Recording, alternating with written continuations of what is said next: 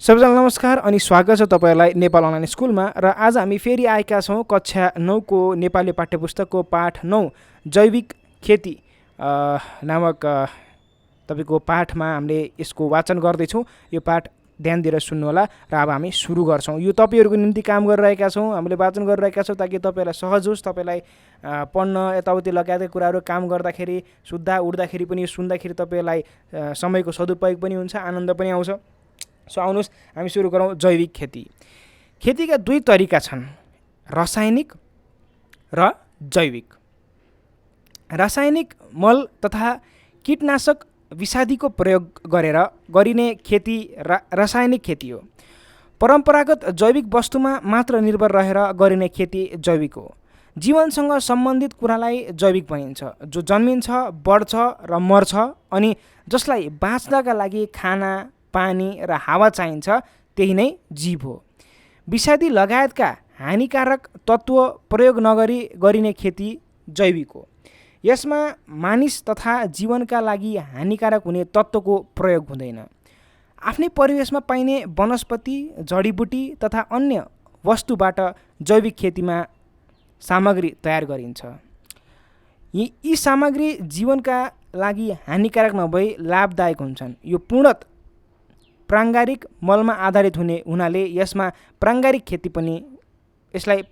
खेती पनि भनिन्छ। कृषि युगको आरम्भसँगै जैविक खेतीको सुरुवात भएको हो। उद्योग धन्दाको विकाससँगै जनसङ्ख्याको ठूलो हिस्सा कृषिबाट विमुख भयो। थोरैले काम गरेर धेरैलाई पाल्नुपर्ने भयो। यसैले थोरै जमिनमै धेरै उत्पादन गर्ने उपायका रूपमा 19औं शताब्दीमा रासायनिक मलको आविष्कार भयो। रासायनिक मलमा बाली बिरुवाका लागि अधिक मात्रामा चाहिने नाइट्रोजन, फस्फोरस, पोटास जस्ता खाद्य तत्त्वहरू मिश्रण गरिएकोले उत्पादन बढ्न थाल्यो।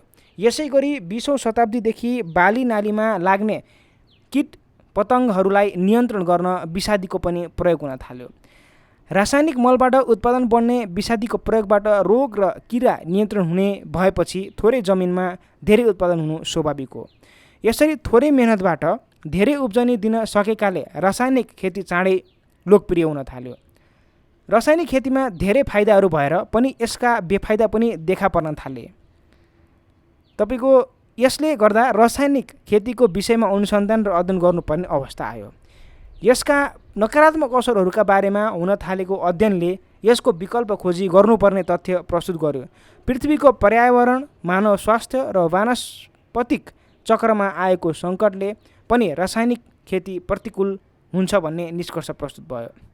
रासायनिक मलले माटाको अम्लीयपन बढाएर रासायनिक मलले माटाको अम्लीयपन बढाएर प्राकृतिक बनावट बिगार्छ। जैविक तत्त्वको कमी हुँदा जमिन मरुभूमिमा परिणत हुन बेर लाग्दैन। बाली बिरुवालाई सखा पार्ने कीट पतङ्गलाई कतिपय किरा फट्याङ्ग्रा चराचुरुङ्गीहरूले खाएर धपाएर सहयोग पुर्याइरहेका हुन्छन्। त्यस्तै मौरी, बारुला, पुतली, झिङ्गा लगायतका कीट पतङ्गले बालीको पराग सेचन प्रक्रियामा सहयोग पुर्याई उत्पादन बढाउँछन्। पराग सेचन भनेको यसलाई चाहिँ फर्टिलाइजेसन चाहिँ एयरबाट हैन, एउटाको तपाईको जुन तत्त्व हुन्छ अर्को तत्त्वमा लगेर जुन फर्टिलाइजेसन गर्ने काम हुन्छ त्यो गरेको हुन्छ भनेको छ। जुन साइन्समा पढिन्छ फर्टिलाइजेसन, त्यस्तै हो पराग सेचन। बुझ्नुहुन्छ? यो नेपाली मिडियम पढेकोले अलि इङ्ग्लिस मिडियम पढेकोलाई चाहिँ बुझ्न सजिलो बनाइदिएको मात्रै।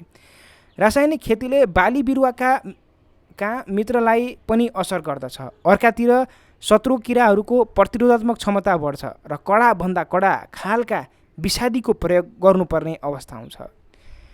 विषादीको बढ्दो प्रयोगले मानव स्वास्थ्यमा गम्भीर असर पर्छ। यसले क्यान्सर, उच्च रक्तचाप, हृदयघात, मुटु, कलेजो र फोक्सो बिग्रने खालका रोगलाई निम्त्याउँछ। यसरी रासायनिक खेतीले मानव स्वास्थ्य, पर्यावरणीय सन्तुलन र जैविक विविधतामा गम्भीर सङ्कट सिर्जना गर्दछ। यसैले पछिल्लो समयमा रासायनिक खेतीको विकल्प खोज्न थालिएको छ। रासायनिक खेतीमा एउटै विकल्प भनेको जैविक खेती नै हो।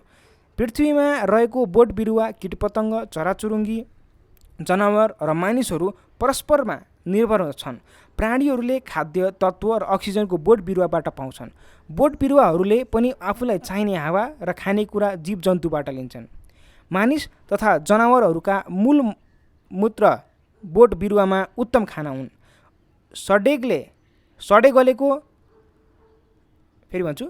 गलेका पात पतिङ्गरलाई कुहाएर बोट बिरुवाका लागि खान योग्य मल बनाउने काम कीटपतङ्गहरूले गर्छन्। यसरी पृथ्वीका प्राणी र वनस्पतिका बीचमा लेनदेन प्रक्रिया चक्र चाहिँ घुमिरहन्छ।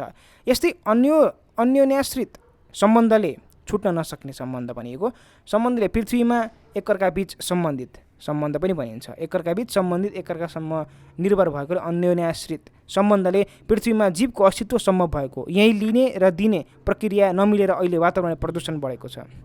पृथ्वीमा रहेको सबै पशुपन्छी कीटपतङ्ग र वनस्पति आपसमा निर्भर भएकाले पर्यावरण सन्तुलनका लागि यी सबै कुराहरू आवश्यक छन्।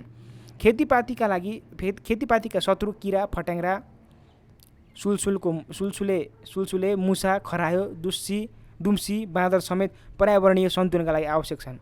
यस्ता जीवलाई मार्ने होइन धपाउने र भगाउने उपाय खोज्नुपर्छ। जैविक खेती यही मान्यतामा आधारित छ। जैविक खेतीले वातावरणीय सन्तुलन मिलाउनका साथै मानव लगायत पृथ्वीमा रहेका सबैको जीवन बचाउने काम गर्छ। जैविक खेतीमा प्राङ्गारिक मलको प्रयोग गरिन्छ। प्राङ्गारिक मलले वातावरणलाई कुनै असर गर्दैन। यसबाट माटो, पानी र वायु प्रदूषणलाई घटाउन सहयोग मिल्दछ। यस्तो खेतीले माटाको उर्वरा शक्ति कायम राख्छ र मानिस तथा पशुपन्छीबाट निस्कने फोहोर मैलालाई व्यवस्थापनमा सहयोग गर्छ। यसैले ठुलो धनराशि खर्चेर रासायनिक मल उत्पादन गर्नुभन्दा गाउँ सहरमा खेर जाने वस्तु र वनस्पतिबाट सामान्य तरिकाले प्राङ्गारिक मल बनाउनु धेरै श्रेयस्कर छ, अर्थात् फाइदाजनक छ।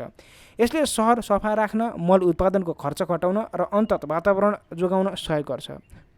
जैविक विधिबाट रोग तथा किरा नियन्त्रण गर्ने अनेक उपायहरू छन्। राम्ररी खनजोत गरी समयमा बाली लगाउँदा र उचित मलजलको प्रयोग गर्दा बाली बिरुवाको प्रतिरोधक क्षमता बढ्छ। यसबाट बाली बिरुवामा रोग र किराहरूको आक्रमण कमी आउँछ। कतिपय किराहरूलाई हातले टिपेर जाली प्रयोग गरेर बत्ती बाली दिएर र टाँसिने पदार्थ राखेर पनि नियन्त्रण गर्न सकिन्छ।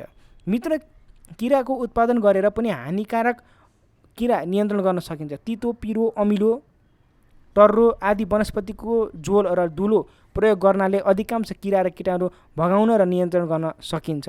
यस्ता वनस्पतिमा तितेपाती, निम, बकाइनु, सुर्ती, असुरो, शरीफा, बोझो, मौवा, धतुरो, सिमाली, अदुवा, बेसार, टिमुर, तुलसी आदि पर्दछन्। त्यसो त यस्ता जडीबुटी जन्य वनस्पतिमा पनि विषादी मात्र हुन्छन्, त्यो वातावरणमा चाँडै नष्ट पनि हुन्छ। यस्ता जडीबुटी जन्य विषादीको प्रयोग भएका खाद्य पदार्थ केही दिनमै खाने योग्य हुन्छन्।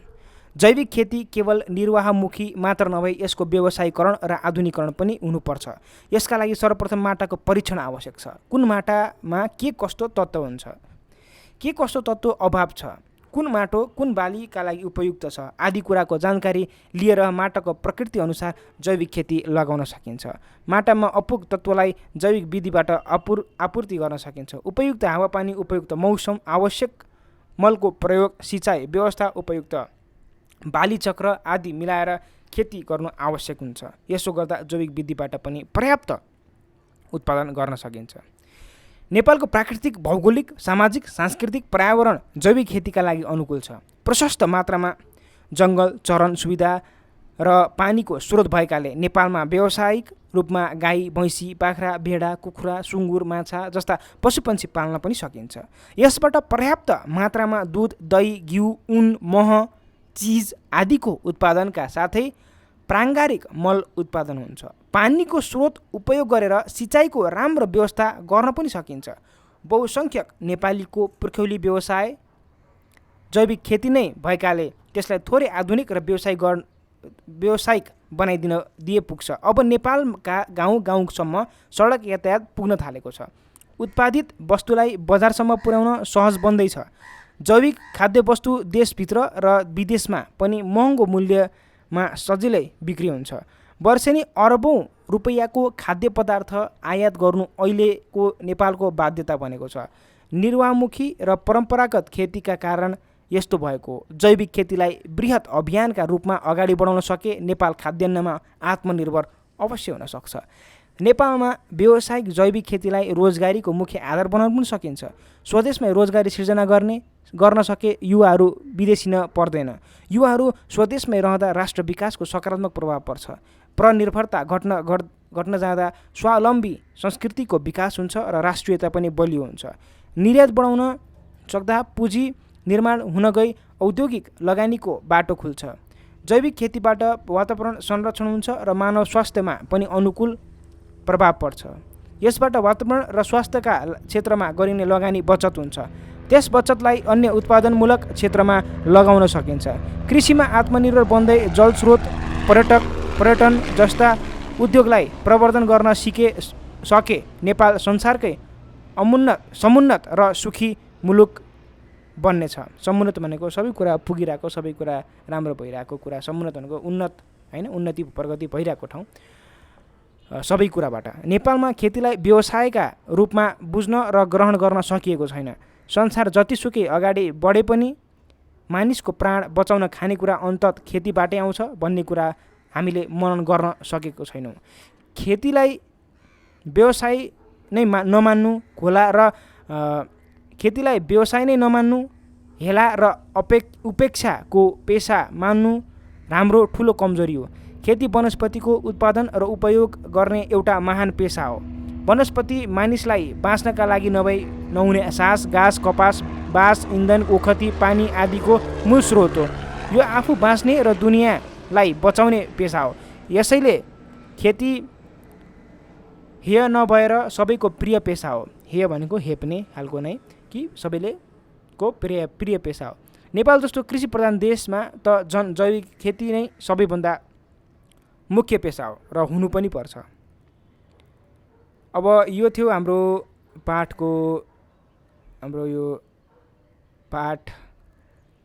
9 जैविक खेतीको बारेमा हामी कुरा गऱ्यौँ र यसै गरी हामीले अरू पनि भिडियो बनाइसकेका छौँ। अरू पाठहरूको हेर्नु छ भने तपाईँले सर्च गर्न सक्नुहुन्छ नेपाल अनलाइन स्कुलमा।